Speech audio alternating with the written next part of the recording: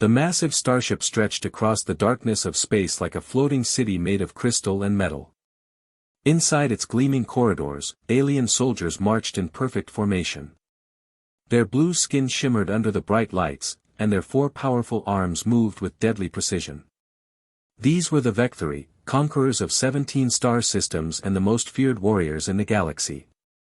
Ben Williams walked between 2 of these giants, his hands bound behind his back with energy chains that hummed with electric power. His brown hair was messy from the capture, and his simple human clothes looked plain next to the advanced armor of his guards. At 28 years old, Ben worked as a colony engineer on New Terra, fixing water systems and power generators. He never thought he would end up as a prisoner on an alien warship. The corridor seemed to go on forever. Other Vecturi stopped their work to stare at the human prisoner. Some pointed at him with their multiple arms and spoke in their clicking language. Ben could not understand their words, but their tone was clear. They found him amusing. "Move faster, small creature," one of the guards said in broken English. His voice sounded like rocks grinding together. Ben tried to walk quicker, but his legs were much shorter than theirs. The guard pushed him forward with one massive hand. Ben stumbled but kept walking. He thought about his wife Zara and their 2 children back on New Terra. The Vecturi attack had come without warning. Ben was helping evacuate the colony when enemy soldiers captured him. He hoped his family had escaped on one of the transport ships. They reached a pair of enormous doors that rose high above them. Ancient symbols covered the surface, glowing with soft light. The doors opened slowly, revealing the most beautiful and terrifying room Ben had ever seen. The throne room was like being inside a giant crystal. The walls curved upward into a dome that showed the stars outside. Beams of colored light danced through the air, creating patterns that hurt Ben's eyes to look at directly. Dozens of Vecturi nobles stood around the edges of the room. They wore flowing robes that seemed to be made of liquid starlight. At the center of it all sat Queen Zara on a throne carved from a single piece of black stone. She was the largest Vecturi Ben had seen, standing at least 8 feet tall even while sitting. Her blue skin was darker than the others, almost purple, and it glowed with inner light. 4 arms rested on the arms of her throne, each one thick with muscle. Her face was sharp and beautiful in an alien way, but her eyes held no warmth. "Bring the human forward," Queen Zara commanded. Her voice filled the entire room without seeming loud. The guards pushed Ben toward the throne.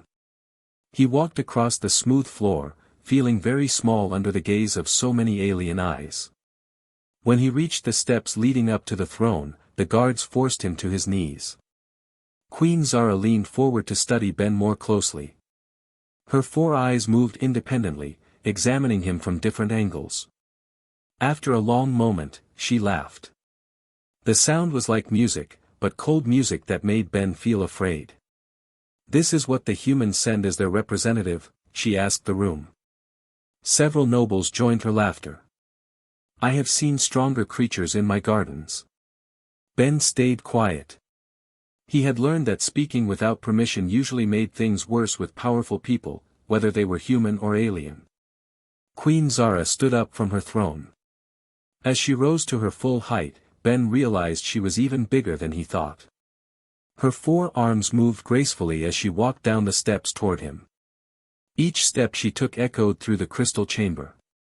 "I am Queen Zara, ruler of the Vecturi Empire," she said, circling around Ben like a predator studying its prey. "We have conquered 17 star systems. We have destroyed armies of warriors who could tear apart starships with their bare hands. And now we face humans." She stopped in front of Ben and knelt down so her face was level with his. This close, he could see that her skin had tiny scales that reflected light like jewels. Her breath smelled like ozone and flowers. "Tell me, little human, what makes your species think you can resist the Vecturi Empire?" she asked. Ben knew this was his chance to speak for all humanity. He thought carefully before answering. "We don't want to resist you, Your Majesty. We just want to live in peace." Queen Zara's 4 eyes blinked in sequence. "Peace? She stood up again and turned to address her nobles. The creature speaks of peace while his kind spreads across the galaxy like insects, building colonies on every world they find. Your Majesty, Ben said carefully, we only build colonies on empty worlds. We don't take planets from other species. Empty. Queen Zara spun around to face him again. You build on worlds we have marked for future conquest. You plant your weak little settlements where Vectory cities should stand. Ben felt his heart sink. The humans had scanned every planet before building colonies. Their instruments showed no signs of intelligent life on New Terra or any of the other human worlds. They never knew the Vectory had claimed those systems. We didn't know, Ben said honestly. If we had known those worlds belonged to you, we would have looked elsewhere. Queen Zara walked back to her throne, her 4 arms moving as she thought. Ignorance is not an excuse, she said finally. The strong take what they want. The weak serve or die. This is the way of the universe. She sat down on her throne and looked out at her nobles. But I am not without mercy. I will give the humans a choice. The room fell silent. Ben could hear his own heartbeat in his ears. I propose a trial by combat, Queen Zara announced. Choose your greatest warrior to face my champion. If your warrior wins, I will allow the humans to relocate to worlds beyond our territory. You will be free to build your colonies there without interference. Ben's mouth went dry. And if your champion wins? Queen Zara smiled, showing teeth that looked like they could bite through steel. Then all human colonies become part of my empire. Your people will serve as workers and soldiers. Your worlds will become training grounds for my armies. The alien nobles around the room began talking excitedly in their clicking language. Some of them seemed pleased by the idea. Others looked disappointed that there might not be a full conquest. I need to contact my people, Ben said. We need time to choose our champion and prepare. No, Queen Zara said firmly. You are here. You will be our champion. The combat will happen now. Ben's stomach dropped. I'm not a warrior, Your Majesty. I'm an engineer. I fix machines and design water systems. There must be a mistake. Are you refusing my generous offer? Queen Zara asked. Her voice became dangerous. Ben looked around the room at all the alien faces staring at him. He thought about Sarah and the children. He thought about all the human colonies full of families trying to build new lives on distant worlds. If he refused, the Vectory would probably attack immediately. At least this way, there was a small chance. No, Your Majesty, Ben said quietly. I accept. Queen Zara clapped her 4 hands together. The sound rang through the crystal chamber like a bell. Excellent. Guards, take our champion to prepare. The combat will begin in 1 hour. As the guards lifted Ben to his feet, Queen Zara called out one more thing. Oh, and human, you should know that no species has ever defeated a Vectory champion in single combat. My warrior has killed over 300 enemies. You will be number 301. The guards led Ben out of the throne room. As the doors closed behind him, he heard Queen Zara talking to her nobles about how quickly the fight would end. Most of them seemed to think it would be over in less than a minute. Ben was taken to a small room with metal walls and a single chair. The guards removed his energy chains and left him alone. He sat down and put his head in his hands. In 1 hour, he would face an alien warrior trained to kill. He had no weapons, no armor, and no training for this kind of fight. But as Ben sat there thinking about his family and all the human colonies depending on him, he remembered something his grandfather had told him long ago. The thing about humans, Ben, the old man had said, is that we're at our best when things look worst. That's when we stop thinking about what we can't do and start thinking about what we can do. Ben stood up and began to pace around the small room. He wasn't a warrior, but he was an engineer. Engineers solved problems. They looked at systems and figured out how to make them work better. Maybe he could think of this fight as just another problem that needed solving. He started thinking about everything he knew about the Vecturi. They were strong and fast, but they were also proud. Pride could be a weakness if you knew how to use it. They had 4 arms, which gave them advantages, but it might also make them overconfident. Ben had 1 hour to figure out how to survive against impossible odds. He had 1 hour to find a way to save not just his own life, but the freedom of every human in the galaxy. He stopped pacing and looked at his hands. They were not the hands of a warrior. They were scarred from years of working with tools and machines. But they were human hands, and maybe that would have to be enough. The hour passed too quickly. Ben had used the time to stretch his muscles and think about everything he remembered from his basic military training years ago. Every human colonist had to complete 6 months of defense training before leaving Earth. Ben had not thought about those lessons in over 10 years. The guards returned exactly when they said they would. They wore different armor now, ceremonial pieces covered in bright decorations. This was clearly a special occasion for them. "Time for combat, little human," the larger guard said. His voice carried excitement, like a child about to watch a favorite show. They led Ben through different corridors this time. These halls were wider and filled with Vecturi citizens who had come to watch the fight. They lined the walls, pointing at Ben and making their clicking sounds. Some held small devices that Ben guessed were cameras. Others carried food and drinks, as if this were a festival. Children pressed forward to get a better look at him. Vecturi children looked like smaller versions of adults, with the same 4 arms and blue skin. Their eyes were bigger and more curious. One young child reached out with a tiny hand to touch Ben as he passed. A parent quickly pulled the child back. The corridor opened into an enormous arena that took Ben's breath away. The space was so large that he could not see the far wall clearly. Thousands of Vecturi filled curved seating that rose up in circles around a central fighting area. The noise of their voices created a sound like ocean waves. The fighting area was a circle of black stone about 50 feet across. Strange symbols were carved into the stone and filled with glowing blue light. The symbols seemed to pulse with their own heartbeat.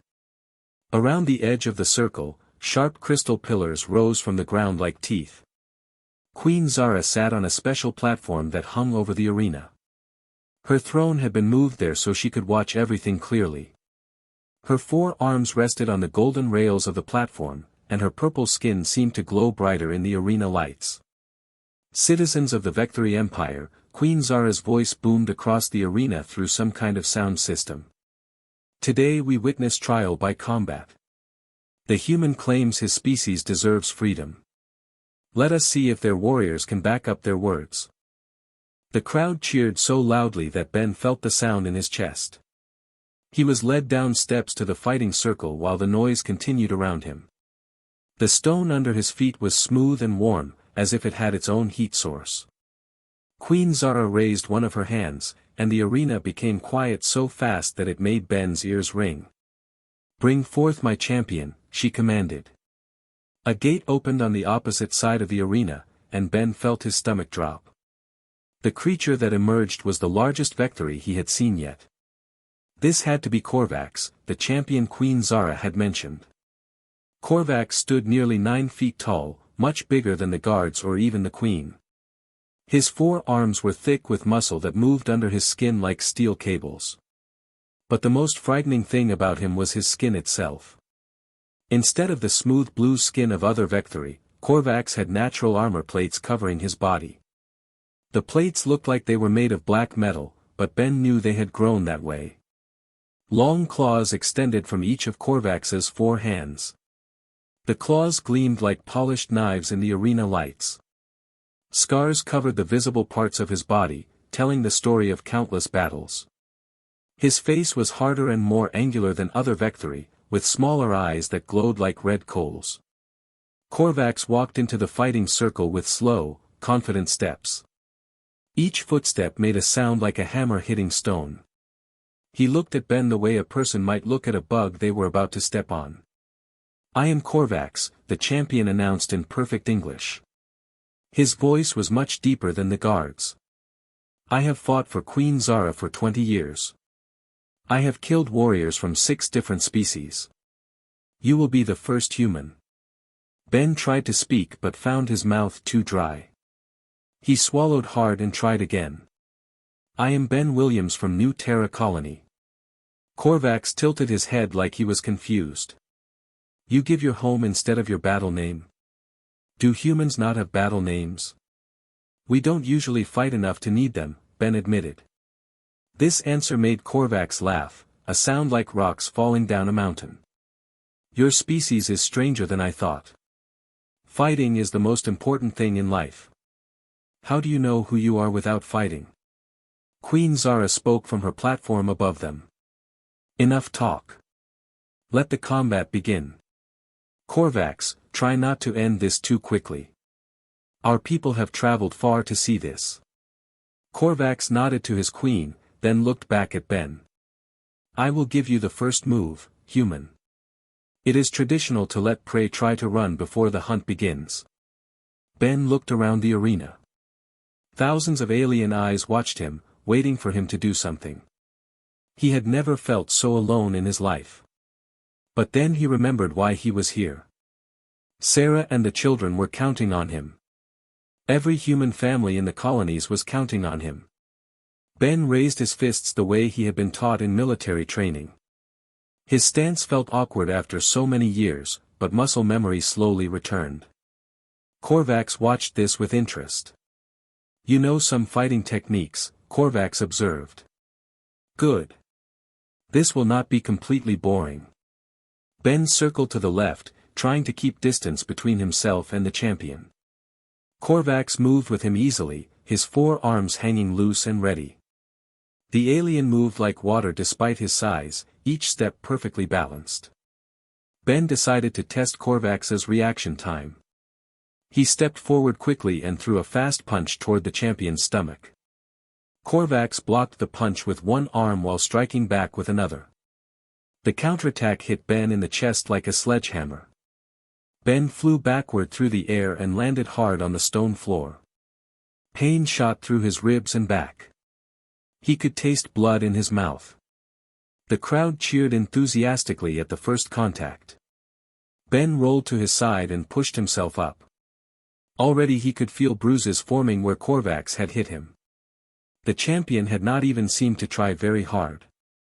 "Interesting," Korvax said, walking slowly toward Ben. "You recover quickly for such a small creature. Most beings stay down after the first strike." Ben got back into his fighting stance, but everything hurt now. Korvax attacked again, this time using all 4 arms in a pattern too fast for Ben to follow. Ben tried to block and dodge, but 2 punches got through his defense. One hit his shoulder, spinning him around. The other caught him in the side, lifting him off his feet again. This time when Ben hit the ground, he stayed down longer. The pain was worse now, and he could feel warm blood running from cuts on his face. The crowd was making excited noises, like they were watching their favorite sport. Queen Zara leaned forward on her platform. "Is this the best humanity can offer? Perhaps we should end this now and begin the conquest." Ben heard her words through the ringing in his ears. He thought about his children asking where Daddy had gone. He thought about human families being forced to work as slaves for the Vectory Empire. The thoughts made him angry, and anger helped push away some of the pain. Ben stood up again. This time it took longer, and he had to use one of the crystal pillars for support. But he stood up. Korvax looked genuinely surprised. "You should stay down, human. I am being gentle now, but Queen Zara will lose patience soon. When that happens, I will have to hurt you seriously." "I can't stay down," Ben said through swollen lips. "Too many people are depending on me."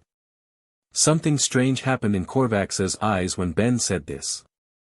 The red glow seemed to flicker for just a moment. "Your people mean that much to you?" "Everything," Ben answered honestly. Korvax nodded slowly, as if this made sense to him. Then you will fight until you cannot fight anymore. I understand this. But understanding does not mean I can be gentle. The champion attacked again, but this time Ben was ready for something different. Instead of trying to block or dodge everything, Ben focused on learning.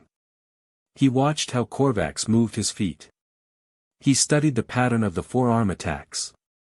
He paid attention to which arm Korvax used to block with most often. Ben took more punishment in the next few exchanges. His left eye swelled shut, and he was pretty sure at least one rib was cracked. But he was learning things about his opponent. Korvax was incredibly strong and fast, but he was used to fights ending quickly. The champion had patterns that he repeated because they always worked. After the fourth time Ben got back up from being knocked down, Queen Zara stood from her throne. Enough of this. Korvax, finish the human now. This has become embarrassing. But something had changed in the arena. The crowd was not cheering as loudly anymore. Many of them had gone quiet, watching Ben struggle to his feet again and again. Even some of the Vecthory nobles looked uncomfortable. Ben wiped blood from his good eye and looked up at Queen Zara. I'm still standing, Your Majesty. Barely, she replied coldly. Standing is standing, Ben said. He turned back to face Korvax. His body screamed in pain with every movement, but his mind was becoming clearer. He was starting to understand something important about himself and about being human. Korvax approached more slowly this time. You learn quickly for a prey species, he said. Most creatures panic when hurt. You think more clearly. Humans are good at adapting, Ben replied, adjusting his stance. His balance was better now, even with the injuries. We don't give up easy. I am beginning to see this, Korvax admitted. The next exchange was different. Ben still could not match Korvax's strength or speed, but he was no longer fighting like a panicked animal. He was fighting like a human engineer solving a problem. When Korvax attacked with his usual forearm combination, Ben was already moving to where the gaps would be. For the first time in the fight, Ben managed to land a solid hit on Korvax's ribs. It did not hurt the champion much through his armor plating, but it surprised him. The crowd murmured in amazement. No one had expected the human to actually hit the champion. Queen Zara's expression changed from boredom to interest. She sat back down on her throne and leaned forward to watch more carefully. Ben and Korvax circled each other again. Both fighters were breathing harder now, though for different reasons. Korvax was starting to work up a sweat from the longer fight. Ben was struggling to get enough air through his damaged ribs. But Ben was no longer thinking about the pain. He was thinking about patterns and weaknesses. He was thinking about leverage and timing. He was thinking like a human. Ben circled Korvax with new confidence. His body still screamed with pain from the beating he had taken, but his mind was clear now. He had spent his whole career as an engineer studying systems and finding their weak points. Korvax was just another system to understand. The champion came forward again with his forearm combination attack. But this time Ben was ready. He had watched this same pattern 5 times now. Korvax always led with his upper right arm, followed by his lower left, then both right arms together. The pattern left his left side exposed for exactly half a second. Ben ducked under the first strike and stepped inside Korvax's reach. For that brief moment when the champion was committed to his attack pattern, Ben drove his elbow hard into the gap between 2 armor plates on Korvax's left side. Korvax grunted in pain and surprise. It was the first sound of discomfort the champion had made since the fight began. The crowd went completely silent. Ben did not wait to admire his success. He immediately rolled away as Korvax's 4 arms swept through the space where he had been standing. The champion's movements were slightly different now, less smooth, more careful. You fight like no creature I have ever faced, Korvax said, turning to face Ben again. There was respect in his voice that had not been there before. You do not try to match my strength. You use my strength against me. That's what humans do, Ben replied, wiping blood from his mouth. We adapt. We learn. We find ways to win when we should lose. Queen Zara stood up on her platform again, but this time she looked interested rather than bored. Impossible. No prey species could develop such tactics in the middle of combat. We're not a prey species, Your Majesty, Ben called up to her. We're survivors. Korvac studied Ben with new attention. Show me more of these survival tactics, human. The champion attacked again, but his approach was different now. He was being more careful, trying new combinations instead of relying on his practiced patterns. This made him more dangerous in some ways, but it also meant he was thinking like Ben wanted him to think. Ben began using the crystal pillars around the edge of the fighting circle. When Korvac charged at him with all four arms extended, Ben waited until the last second before diving to the side. Korvac's momentum carried him forward into one of the crystal pillars with tremendous force. The pillar cracked from the impact, and small pieces of crystal fell to the stone floor. Korvac shook his head, clearly dazed from hitting the hard surface. Ben pressed his advantage immediately. While Korvac was still recovering, Ben grabbed a sharp piece of the broken crystal from the ground. It was not much of a weapon, but it was better than his bare hands. The crowd began making excited clicking sounds. Many of them stood up in their seats to get a better view. This fight was lasting much longer than anyone had expected. Korvac turned around to face Ben, and his red eyes focused on the crystal shard in Ben's hand. You would arm yourself with broken stone. I would arm myself with anything that helps me protect my people, Ben answered. Something shifted in Korvac's expression. You truly care for your species more than yourself. Every human does, Ben said simply. That's what makes us human. Korvac paused his attack. For a moment, he seemed to be thinking about Ben's words rather than planning his next move. My species values individual strength above all else.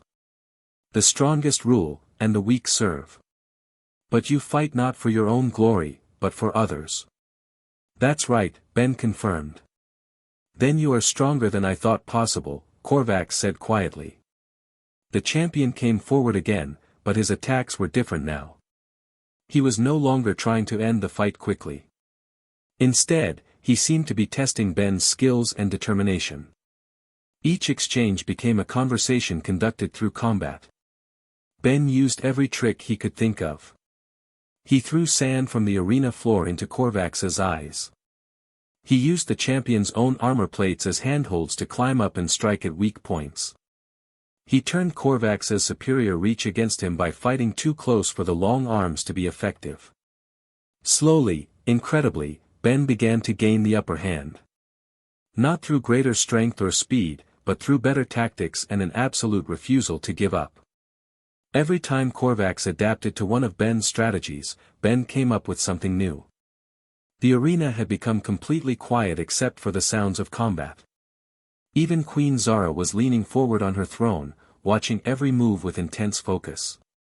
Finally, after what felt like hours but was probably only 20 minutes, Ben saw his chance. Korvac had grown tired from the long fight, and his movements were slightly slower. When the champion threw a powerful punch with his upper right arm, Ben caught the arm and used Korvac's own momentum to throw him to the ground. Korvac landed hard on his back with Ben on top of him, the crystal shard pressed against the champion's throat. For the first time in the fight, Korvac was helpless. The arena exploded with noise. Thousands of Vectory voices cried out in shock and amazement. Many sounded angry that their champion had been defeated. Others seemed excited by the unexpected outcome. Ben looked down at Korvac, breathing hard. The champion's red eyes stared up at him, waiting for the killing blow that would end the fight according to Vectory tradition. But Ben did not strike. Instead, he threw the crystal shard away and stood up. He extended his hand to help Korvac to his feet. What are you doing? Korvac asked in confusion. Helping you up, Ben said. The fight is over. You fought with honor. Korvac stared at Ben's outstretched hand like he had never seen anything like it before. You could kill me now. By our laws, you have earned that right. I don't want to kill you, Ben replied. I never wanted to kill anyone. I just wanted to save my people. Slowly, carefully, Korvac reached up and took Ben's hand. Ben helped pull the massive champion back to his feet. The crowd watched this in complete silence. I do not understand, Korvac said. You show mercy to an enemy who would have killed you without hesitation. You're not my enemy, Ben explained. You were just doing your job, following your queen's orders. I respect that. Queen Zara's voice cut through the silence like a blade.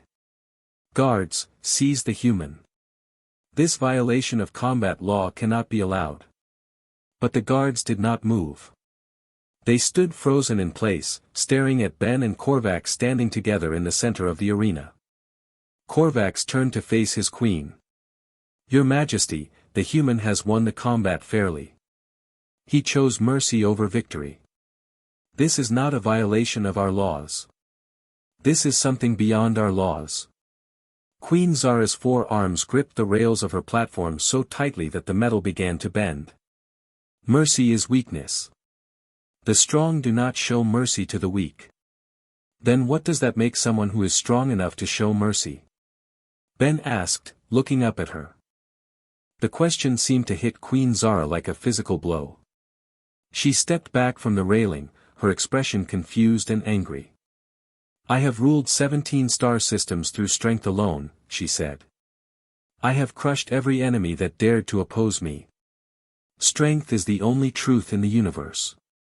Then why couldn't your strongest warrior defeat an engineer from a colony world? Ben asked gently. Queen Zara had no answer for that question.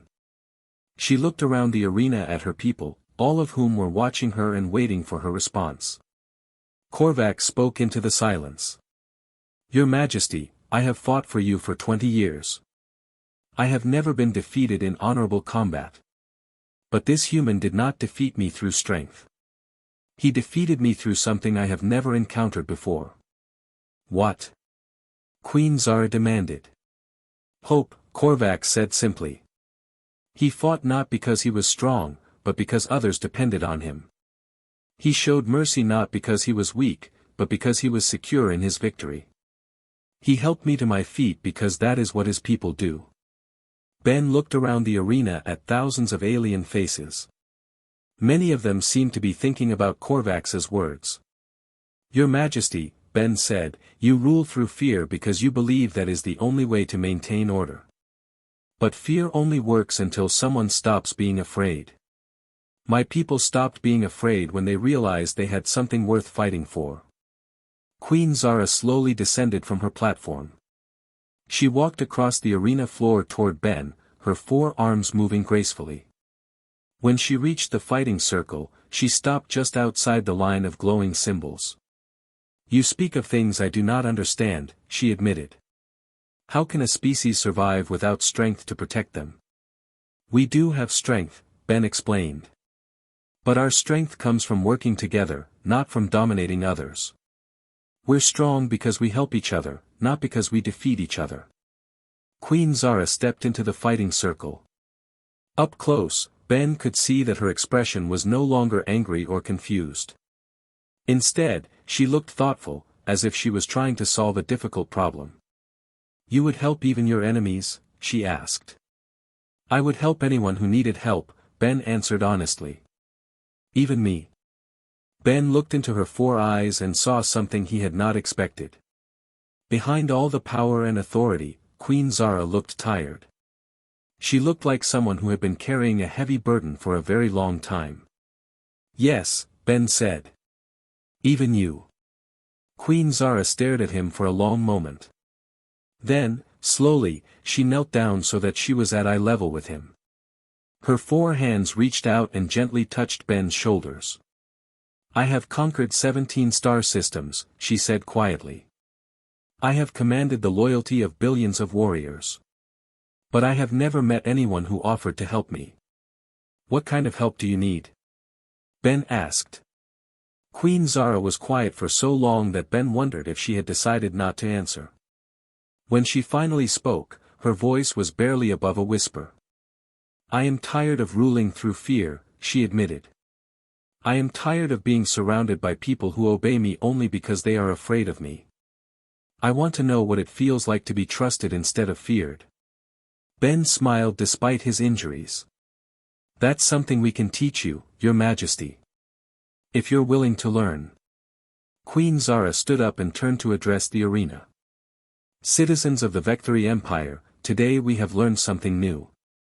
We have learned that there are different kinds of strength. The humans will not become our subjects." The crowd murmured in surprise and some anger.